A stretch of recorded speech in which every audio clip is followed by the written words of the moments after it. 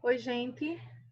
Continuando, né, as nossas aulas em relação à redação, a gente agora vai falar sobre um outro tema que também é muito importante para enriquecer o nosso texto, tá?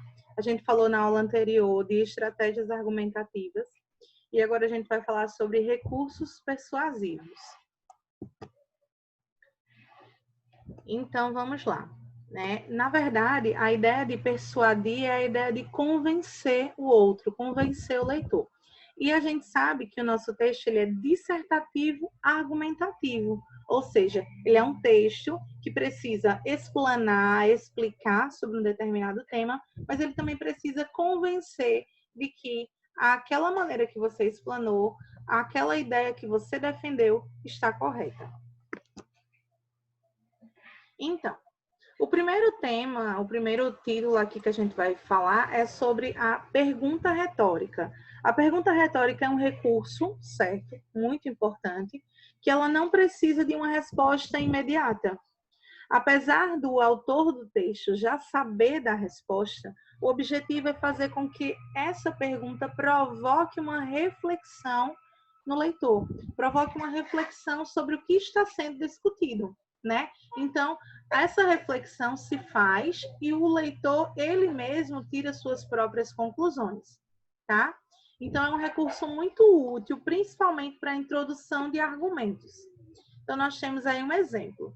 Diante das recentes notícias sobre veiculação de notícias falsas, como recurso em campanhas presidenciais, surge a seguinte questão: como os brasileiros podem enfrentar a manipulação nas redes sociais e exercer o voto de modo consciente? Muitos estudiosos afirmam que, para não ser vítima de nenhum tipo de manipulação, é necessário um apurado senso crítico. Contudo, uma educação de qualidade é necessária para que os cidadãos brasileiros alcancem esse patamar. Então, vamos lá. Olha só, a pergunta retórica, a pergunta que o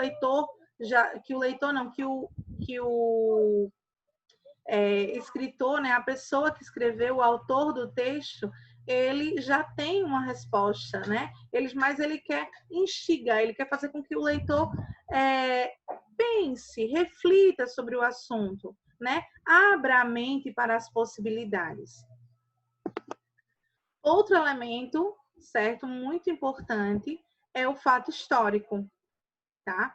Então, o fato histórico ou a alusão histórica, trazer isso para o seu texto, trazer um determinado período histórico que foi importante, que possa trazer uma cronologia, uma sequência de fatos, que possa fazer uma relação com o que está acontecendo hoje, ou uma relação com o que está sendo falado, ou com o que está sendo proposto dentro do texto, certo? Dentro da proposta de redação, é muito importante. É um recurso que demonstra que você, autor do texto, tem um bom repertório, que você domina as diversas áreas. E uma área muito importante, que é a área do contexto histórico, a área da história, né?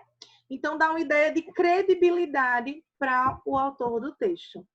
Em geral, certo? Costuma-se fazer uma comparação entre o fato histórico, aquele fato ocorrido em um determinado período da história, e o que está sendo abordado hoje e a problemática do tema, certo? Então vamos lá. Nós temos aí dois exemplos de fato histórico. Primeiro exemplo, nós temos aí: tendenciosamente, a religião, principalmente a católica, sempre esteve envolvida com a política. Afirmação, tá? Vamos para o fato histórico. No golpe militar de 64, a igreja esteve ao lado dos militares. Só após os seus terem sido perseguidos e torturados, passou a reagir e lutar em defesa de seus membros, tá? Então vamos lá. Primeiro elemento. Exemplo 2. Durante principalmente a década de 80, o Brasil mostrou-se um país de emigração. Na chamada década perdida, inúmeros brasileiros deixaram o país em busca de melhores condições de vida. No século XXI, Um fenômeno inverso é evidente: a chegada ao Brasil de grandes contingentes imigratórios, com indivíduos de países subdesenvolvidos, latino-americanos. Então, aí fez-se também um outro contexto, mas sempre trazendo uma relação com o fato que está sendo abordado. Um outro elemento muito importante é a inserção de dados estatísticos, né? Então, a apresentação de dados estatísticos na redação é um recurso muito utilizado e que enriquece bastante a argumentação. Então, o que é importante é que esses dados sejam reais, porque isso confere credibilidade ao autor. Disse que quando você coloca um determinado dado estatístico, é importante que o autor, a fonte seja citada, é importante, é confiável que esse exemplo, que o órgão tenha um reconhecimento, né? Como assim? Eu preciso colocar um dado estatístico que seja, que tenha notoriedade para as pessoas, que seja um órgão interessante, que seja um órgão importante para conferir uma confiabilidade a um determinado texto. Aí nós temos, olha aqui. Para ter um bom repertório, é importante que o autor leia regularmente resultados de pesquisas que contenham dados estatísticos, que sejam pesquisas que sejam importantes para o Brasil, que sejam importantes para, digamos assim, para a população, para a sociedade. Então, saúde, educação, emprego, pessoas com deficiências, entre outros, tá? E aí, esses dados estatísticos também podem servir como exemplo, né? O que foi dito anteriormente, o que foi colocado anteriormente e exemplificado agora. Vamos lá para o exemplo. O carnaval pode ser apontado como um grande exemplo de como o machismo está impregnado nas falas, condutas e práticas sociais de muitas pessoas, principalmente dos homens. Pesquisa realizada pelo Instituto Data Popular, encomendada pelo Catraca Livre para a campanha Carnaval Sem Assédio, apontou que 61% dos homens afirmaram que uma mulher solteira que vai pular carnaval não pode reclamar de ser cantada. E, para 49%, bloco de carnaval não é lugar para mulher direita. Além disso, 70% acreditam que as mulheres se sentem felizes quando ouvem um assobio. E 59% acham que elas ficam felizes quando ouvem uma cantada na rua. Veja aí inúmeras porcentagens, certo? E ele colocou aqui, o autor colocou de onde foi extraída essa pesquisa, quem foi que pediu para fazer essa pesquisa, tá? Deixou tudo bem organizadinho. Agora nós vamos falar sobre um outro recurso, tá? O recurso que é chamado de testemunho de autoridade. Então, o que é o testemunho de autoridade? Na verdade, o testemunho de autoridade é quando você utiliza uma citação, certo? De uma pessoa que é importante para a sociedade, uma pessoa conhecida, uma pessoa que tenha um peso, um nome importante para a sociedade. Esse nome pode ser o nome de um filósofo, de uma cantora, de um ativista, de uma estudiosa ou de um estudioso, de um autor, certo? Então, pode ser uma frase que tenha relação com o assunto e que seja de uma pessoa que tenha um peso, que tenha que as pessoas conheçam, que seja também que tenha uma credibilidade para a sociedade. Então, vamos lá. Ao adotar esse recurso, o autor recorre a algo que foi afirmado por uma autoridade no assunto. Então, quando você vai dizer, ó, isso acontece, mas não sou apenas eu que estou afirmando, é alguém de autoridade, alguém de prestígio social, certo? Ou pode ser também uma instituição importante. Por quê? Porque aí vai ser defendida a sua argumentação, você vai ter um fundamento, né? Isso faz com que o argumento fique mais sólido, faz com que o discurso tenha uma autoridade, apresente, certo, uma autoridade. Não necessariamente a citação precisa ser direta. A citação pode ser indireta, através de uma paráfrase. Ah, Bianca, eu não me lembro tal qual o texto de um determinado autor, tal qual o texto de um determinado filósofo. Mas eu me lembro o teor da frase, eu me lembro o que a frase queria dizer. Então, pode utilizando, fazendo com suas palavras, tá? Então, aí nós temos 2 exemplos de testemunho de autoridade. Exemplo 1. Marx considera que a religião é uma forma de alienação. Nela, verifica-se a fratura entre o mundo concreto e o mundo ideal, entre o mundo em que o homem vive e o mundo em que ele deseja viver. Tá? Então, essa frase é de Karl Marx, no texto A Religião é o Ópio do Povo. Exemplo 2. Deve-se ressaltar a importância da transparência nos governos para aprimorar a governança e a gestão. Tal afirmação foi, inclusive, sublinhada pela presidenta Dilma Rousseff.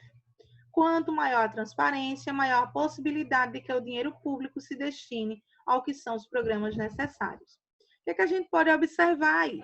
A primeira citação, ela foi uma citação de paráfrase, então ela não necessitou de colocar entre aspas, de colocar, determinar aí a ideia do autor, né, com 2 pontos, com as aspas ou com travessão. Não precisou, porque é uma paráfrase. Ou seja, a pessoa que escreveu utilizou as palavras, as suas palavras, para falar de um assunto que outra pessoa abordou.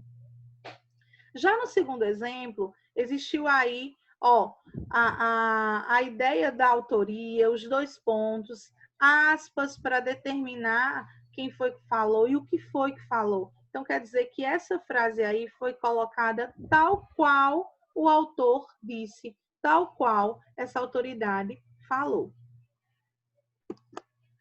Outro elemento importante é a contra-argumentação, tá? Então, a contra-argumentação é um recurso que o autor precisa antecipar, certo? Elementos que as pessoas possam não somente refletir, certo? Então, o autor vai colocar um ponto de vista, certo? E ele pode recorrer a uma contra-argumentação em um outro parágrafo, a um outro ponto de vista, para colocar também uma oposição. Então, vamos lá.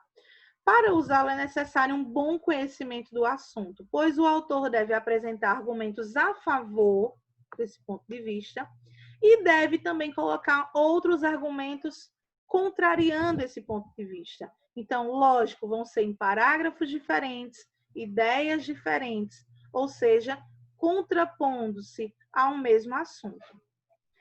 Esse debate deve culminar na reafirmação da tese. Então, vamos lá, você vai afirmar uma tese lá na sua introdução e, porém, você vai colocar os 2 lados de uma mesma situação, pontos positivos e negativos, causas contrárias, enfim, tá?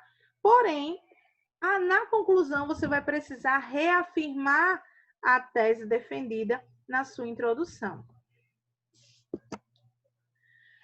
Prender estelionatários e pedófilos não acaba com o estelionato e a pedofilia, mas haveria muito mais se não fossem proibidos.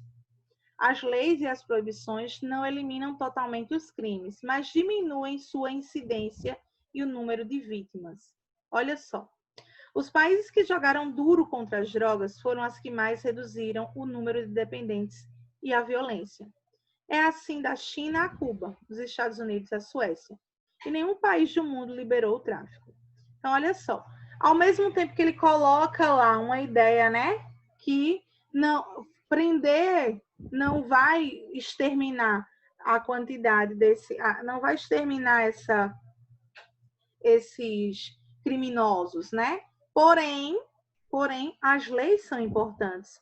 Podem diminuir, né? Não vai aniquilar, não vai acabar, mas pode diminuir, pode coibir. É isso que ele quer falar. O argumento de que o álcool e o cigarro respondem por 96,2% das mortes entre usuários de droga, enquanto cocaína e derivados por 0,8% e maconha por nenhuma morte, é no mínimo ingênuo.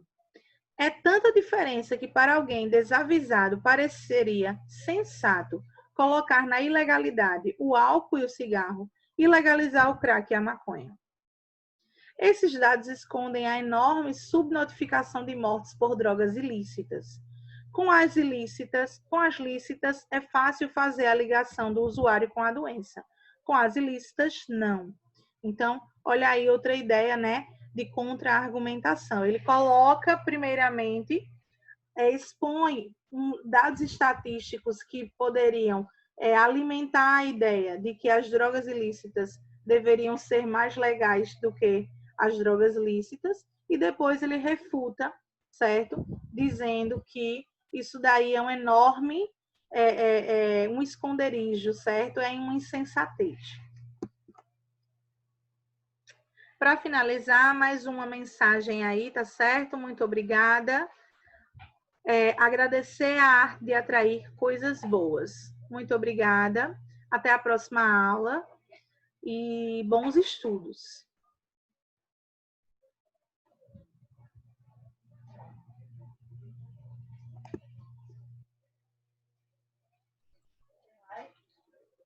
Tem mais uma.